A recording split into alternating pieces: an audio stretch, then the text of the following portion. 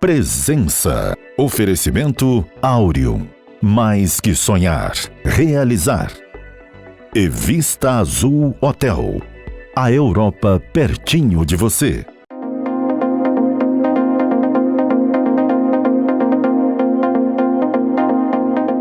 A presença hoje tem a ver com a pauta bem recorrente aqui no programa Presença, como, aliás, ao longo do trabalho que esse entrevistador desenvolve ao longo dos anos, que é essa relação muito direta com o processo de cura ou as tantas vertentes da cura, o que inclui tanto a cura convencional, o tratamento médico convencional, a medicina alopática, como também outras vertentes da cura expressadas por outros saberes, por outros povos. Nós vamos conversar hoje a respeito de um tema que já está assentado pela sua excelência, pelo seu reconhecimento terapêutico, mas ainda é pouco difundido na cultura ocidental, e para isso eu vou conversar com a terapeuta corporal Celine Morin, que, como vive aqui no Brasil, se tornou a Celina Maurin, e é com ela que eu passo a conversar agora. Celina, muito bom ter você aqui conosco para compartilhar conosco um pouco dessa informação sobre terapia corporal, essas coisas reichianas, essas coisas que já são familiares para algumas pessoas, mas não para todo mundo, né? Mas antes eu gostaria que você desse uma rebobinada na sua vida até você chegar à condição de terapeuta. Você originalmente, aliás, você no começo, ou pelo menos alguns anos atrás, você estava bem distante disso, né? Sim, primeiro eu sou muito feliz de estar aqui hoje, obrigada pelo convite. Eu tenho uma formação de engenheiro mecânico, eu trabalhei vários anos na indústria automobilística, como chefe de projeto, como chefe de qualidade. Na realidade é interessante porque foi uma preparação às terapias holísticas, porque dentro das terapias holísticas eu cuido muito de processos e de qualidade. Mas, enfim, eu vivi uma vida toda tradicional, toda convencional, sim, no mundo tradicional e convencional, em vários países. E dia, Sempre como engenheira mecânica, sempre trabalhando na indústria automobilística. Sim, mas em vários países. Eu fazia lançamentos de veículos, por exemplo, a primeira 206 do Brasil, eu trabalhei nela. Meu primeiro contato com o Brasil foi em 2011, eu acho, no lançamento da 206 de Peugeot.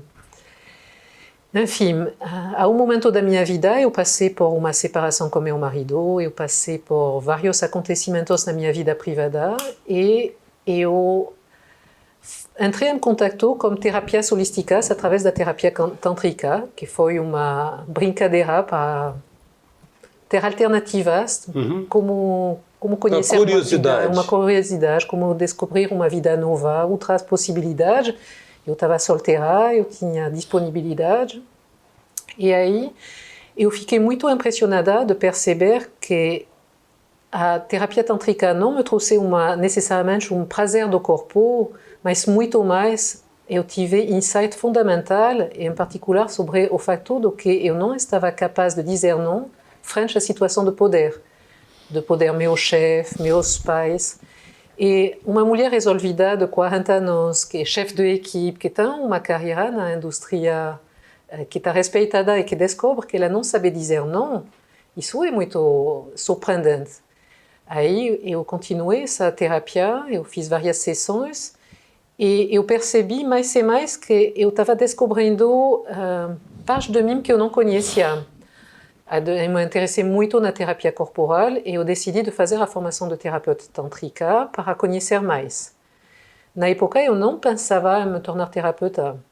E à medida que eu descobri mais sobre a terapia tântrica, eu vi algumas lacunas, algumas coisas que eu ainda não entendia, e eu entrei nas terapias neo-reichianas.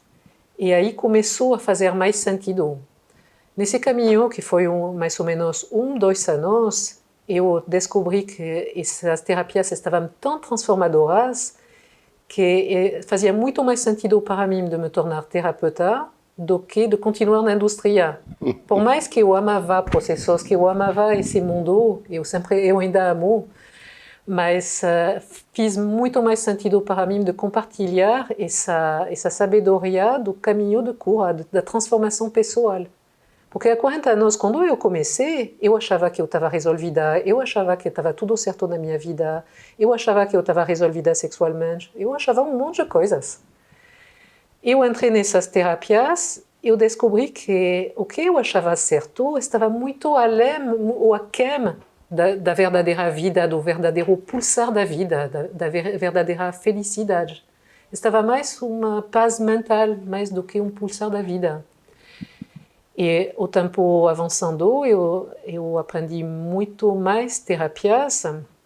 Eu comecei com essas terapias que nós chamamos mais catárticas, que trabalham as emoções reprimidas, a expressão das emoções reprimidas. E como o tempo, em particular no período de Covid, eu percebi muito a necessidade de dar um apoio a pessoas que estão num quadro de ansiedade, de depressão, de um desespero frente à vida, à dificuldade da vida. E eu trabalhei mais as terapias neo-reichianas, ainda sempre baseado em Wilhelm Reich, mais sutil, mais acolhedoras, mais terapias de maternagem. Não catárticas. Não catárticas. E assim, com o tempo, eu descobri um painel de várias terapias, todas baseadas nos mesmos conceitos de Wilhelm Reich, da terapia corporal, e à medida que eu encontro as pessoas e que elas expressam as necessidades delas, eu uso a terapia que corresponde mais à pessoa, ao momento dela, ao que ela fala e ao que eu vejo no corpo dela. Muito legal, muito legal. Eu tive a oportunidade de falar isso para um cara que hoje é referência aí de toda a garotada, que eu falo garotada, uns médicos bons pra caramba, como nós temos aqui no Espírito Santo, de medicina integrativa, a referência deles é o Laí Ribeiro. Você é uma pessoa que a incorporação de vários saberes de cura acaba moldando uma abordagem única sua, né? Você tem a abordagem que é da Celine hoje. Ela não é a tântrica, ela não é a neo-reichiana, ela não é nada. Ela é das... Não. Porque incorpora e, inclusive, talvez, de uma certa maneira, é um creme, porque ele tira o melhor de cada um, ou o mais adequado de cada um para o trato da angústia do... Você fala cliente ou paciente? Como é que o terapeuta trata o beneficiado com sua abordagem? Eu gosto de chamar de interagente. Interagente. É uma palavra que nós usamos mais na terapia tântrica. Interagente, porque interage. Interagimos com a pessoa. Uhum. Se eu, além das terapias corporais, eu trabalho também com os florais de Joël Aléchou, que são florais alquímicos, que dão toda uma visão alquímica do mundo. Eu trabalho como Reiki, eu tenho outras terapias complementares. Na base de tudo isso, o que eu percebi é que não é a técnica que é o mais importante, é um espírito. O espírito de saber olhar a pessoa, o espírito de conhecer os ciclos da vida, os ciclos do desenvolvimento, esse ciclo da borboleta, identificar onde a pessoa se encontra. Ela é larva ainda ou já é borboleta? Né? Mas eu acho que tem outra coisa por trás disso que está inerente a todo esse trabalho. A percepção de que a energia flui. Sim. E se ela é estancada por algum processo, a doença sobrevém. Exatamente. A primeira base da avaliação da pessoa é a quantidade de energia que essa pessoa tem. Algumas pessoas têm um excesso de energia preso e mesmo se a pessoa se sente muito cansada, às vezes é um cansaço que vem da energia presa, mais de um esgotamento verdadeiro. Às vezes as pessoas estão esgotadas emocionalmente e com um excesso de energia no corpo. Ao contrário, às vezes as pessoas estão esgotadas fisicamente, ou até o corpo delas não tem a capacidade de gerar energia ou de manter a energia, tem uma vazão de energia. E para conseguir curar uma pessoa, nós temos que avaliar corretamente o nível dessa pessoa, além do que ela fala, porque as pessoas sempre vêm querendo curar rápido. Eles falam, me dá tudo o que você pode, o mais forte que eu vou aguentar. Não, o terapeuta consciente, ele tem que conseguir avaliar esse nível energético e regularizar. Ou ajudar a pessoa a restabelecer, a restaurar a energia dela, ou ajudar a regularizar, a tirar o excesso de energia. E, afinal de contas, o mais importante é de ensinar a pessoa a fazer esse próprio trabalho. No início, a pessoa está mais passiva porque ela está num sofrimento. Uma pessoa no sofrimento precisa de uma ajuda ativa do terapeuta. Mas à medida que o tempo passa, que a terapia avança, a pessoa percebe: eu estou num momento de falta de energia, eu estou num momento de excesso de energia, e ela mesmo aprende a se reequilibrar. Isso é um processo muito importante. Celina, mas olha bem, interessante que nós temos uma trindade aí que você como terapeuta trilha, né? Que é, você tem três componentes fundamentais nesse processo, que é a energia, a emoção e o corpo, né? Uhum. E o corpo normalmente é o espelho da emoção, né? E a mente. Porque a mente fala para caramba. A mente fala tantas coisas. E isso... então, na realidade, esses 4 componentes, nós poderíamos até incluir o espírito. Sim. Mas tudo funciona junto e não tem uma coisa que está mais importante do que a outra. É um conjunto que funciona mão a mão, é uma equipe onde todo mundo tem a mesma importância. Um terapeuta que tem uma boa visão, ele vai perceber qual é o nível onde ele pode atuar ou ele deve atuar como cliente. Começando pela mente, convencendo a pessoa, fazendo a pessoa verbalizar, começando pelo corpo, fazendo a pessoa respirar, começando com as emoções, fazendo a pessoa ter uma catarse, chorar, gritar. Evocar situações que marcaram. Então, ao início, sempre, o terapeuta tem que ver qual é o lugar desses vários componentes onde a pessoa vai se abrir mais, ou tem mais sensibilidade. E assim mesmo diante, quando você mexe um ponto, você mexe os outros. Então você pode começar com uma verbalização e depois de um tempo, a pessoa está aberta para o trabalho corporal. E à medida que você continua a terapia com a pessoa, você consegue ajustar em função da necessidade e da disponibilidade da pessoa, que está... Para cada pessoa, essa disponibilidade é diferente. Entendi. O terapeuta, normalmente, com esse repertório, ele permite ter uma percepção, não diria um diagnóstico, mas uma percepção a partir de uma leitura corporal? Sim. O corpo fala... Eu ia lembrar dele, Pierre Weil. Pierre Weil e tem também muitos haitianos que fizeram uma categorização das pessoas em função do perfil do corpo. Esse perfil do corpo, ele corresponde a um modo de defesa do ego, a um jeito de se comportar.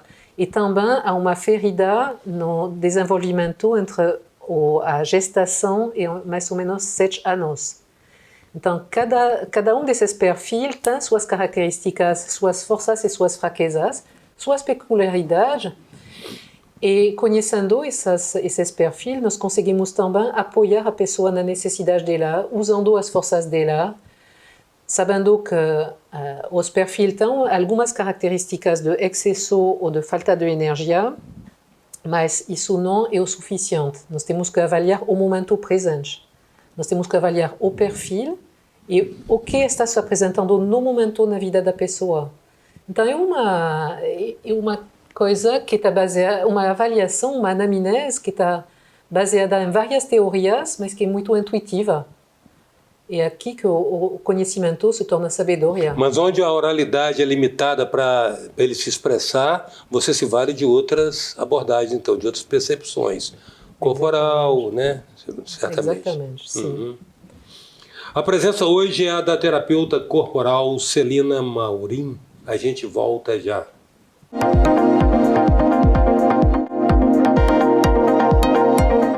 Voltamos com a presença da terapeuta corporal Celina Maurim. Celina, eu quero fazer uma pergunta a você que vai muito além de uma questão meramente semântica, porque a gente percebe que em algumas abordagens há uma clara distinção desses termos.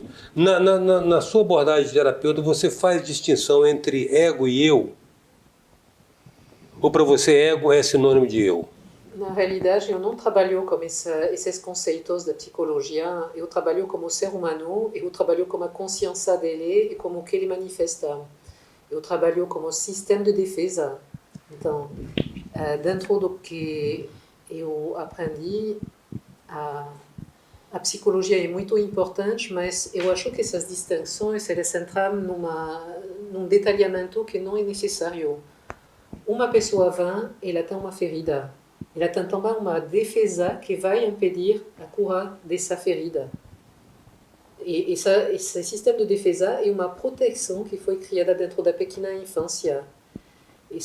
E o que nós precisamos de fazer é de ajudar a pessoa a abrir devagarzinho essa defesa, entender como essa defesa protege ela, do que ela protege, e qual seria o benefício de afrouxar essa defesa.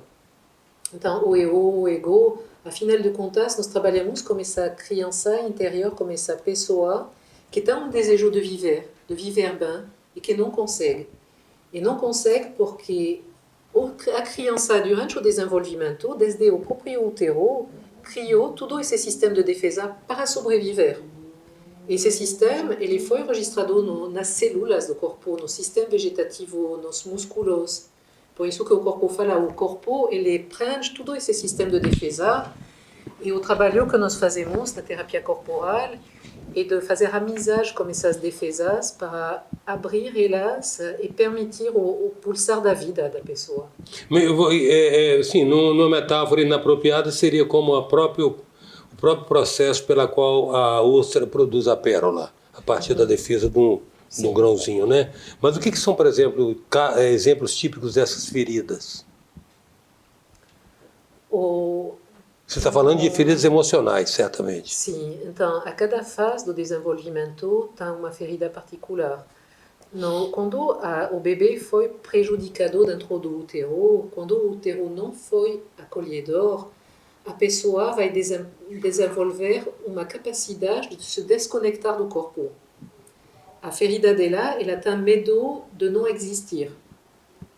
E essa sensação de medo de não existir é muito difícil de expressar porque essas pessoas apresentam um perfil de andar na vida com muito pouca conexão emocional, viajando muito, são artistas muito bons, mas que não têm uma capacidade de presença.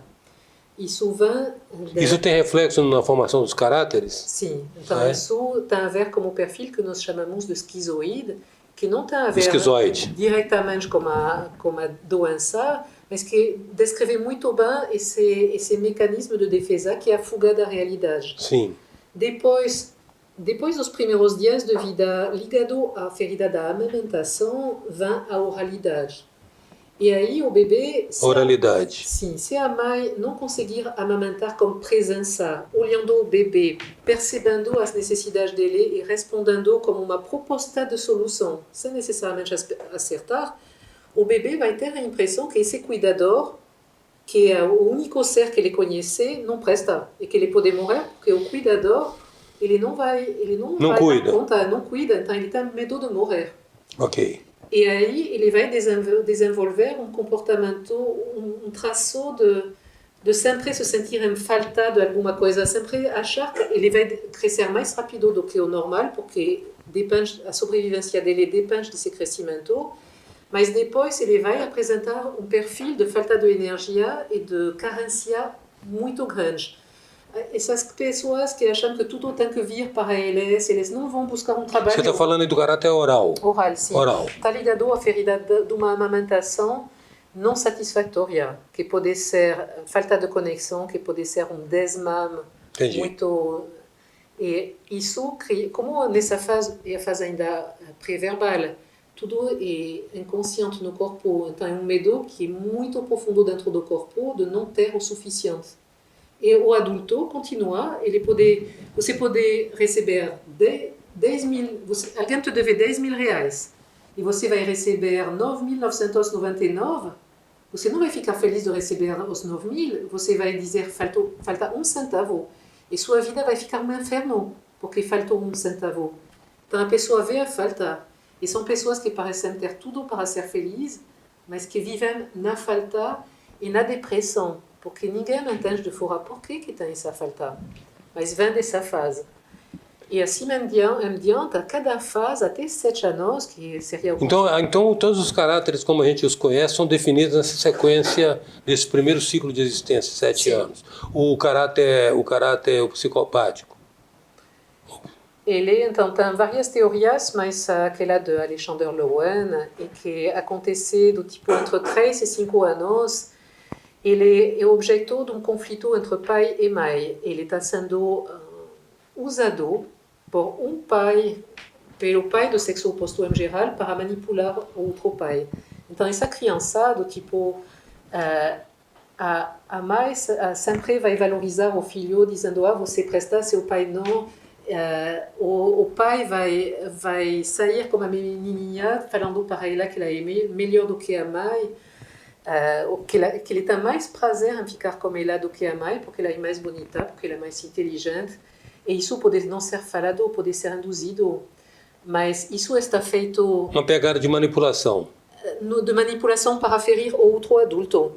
E aí a criança vive um mundo onde tem manipulação, e ainda mais nesse mundo onde muitos pais estão separados, essas manipulações, de se você não ficar comigo eu vou chorar, ou fica comigo, fala para o papai que você não quer ir com ele, pode ser muito induzido, muito mais do que direto aqui, ou do direto exemplos muito chocantes, mas o que acontece na vida é muitas manipulações dos pais, falar que você gosta mais papai ou mamãe.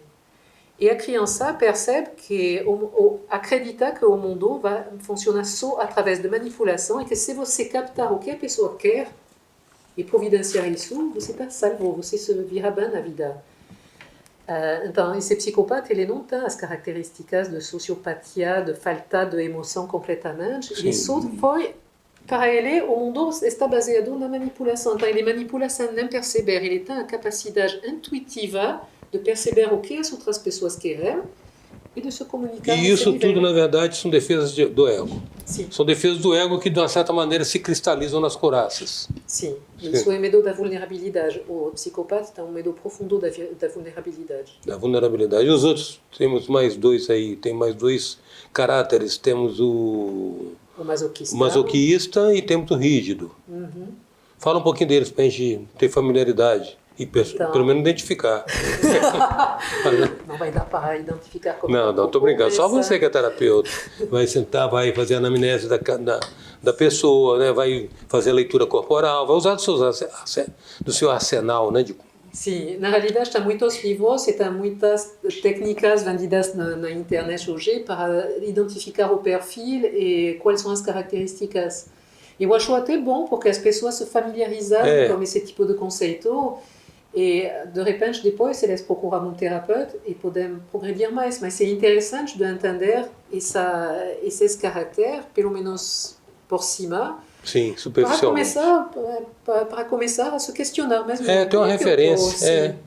O masoquista, ele foi muito humilhado por uma mãe abusiva, intrusiva, que decide às horas de comer, de colocar roupas, desconsiderando completamente as necessidades da criança.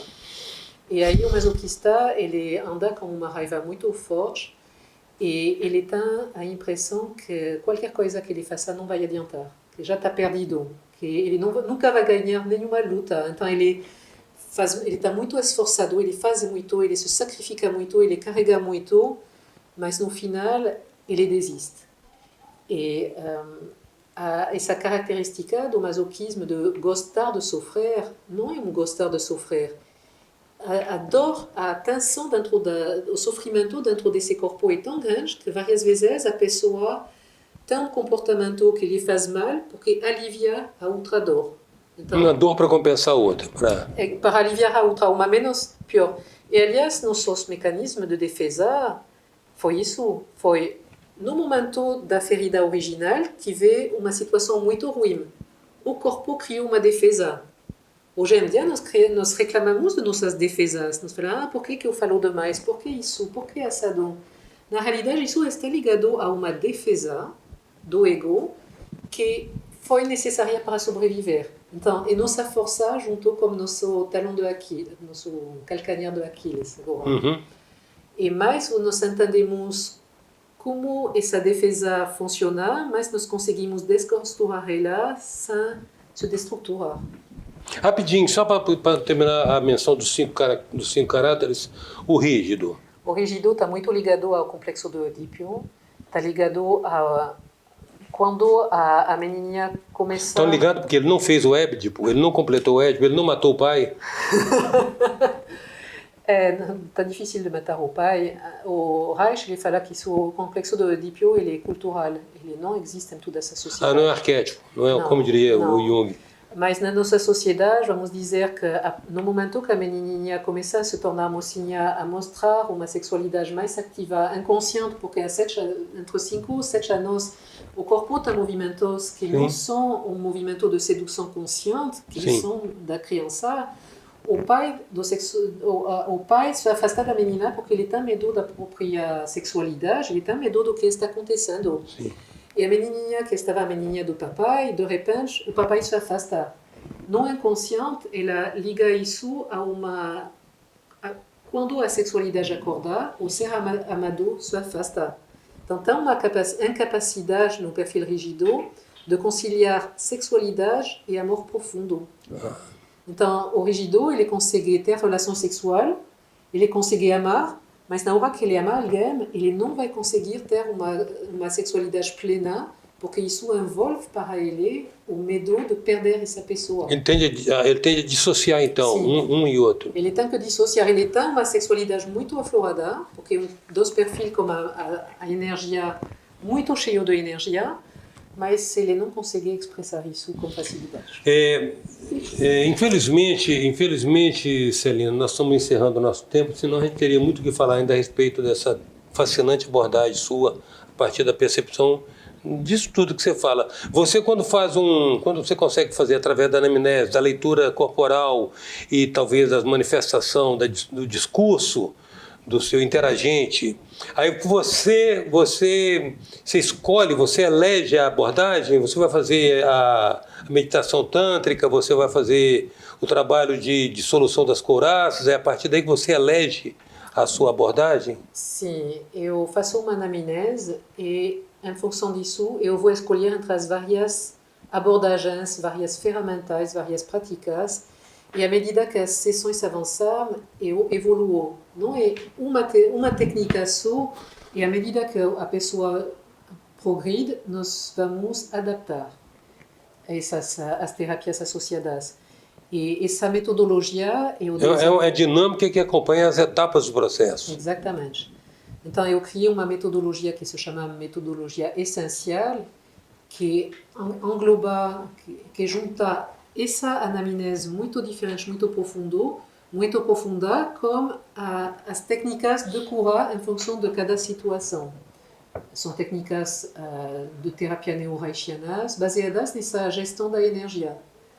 Então, nós temos as terapias essenciais e nós temos também uma escola essencial aberta para formar terapeutas a essa metodologia, ou pelo menos a essa abordagem, sem precisar de fazer a formação completa. E eu quero compartilhar com os outros terapeutas o espírito, o conhecimento que eu juntei sobre os ciclos da transformação, sobre a gestão da energia, porque eu me deparei que nenhum curso de terapeuta holístico está abordando esses assuntos. Quero agradecer muito sua presença, sua disponibilidade de estar aqui compartilhando conosco essas coisas que você adquiriu na sua caminhada, de ex-executiva da indústria automobilística para restauradora de almas. Exatamente. Justamente eu me chamei parteira das almas ultimamente, então você acertou muito bem. Eu agradeço o convite. A presença hoje da terapeuta corporal Celina Maurim. Até já.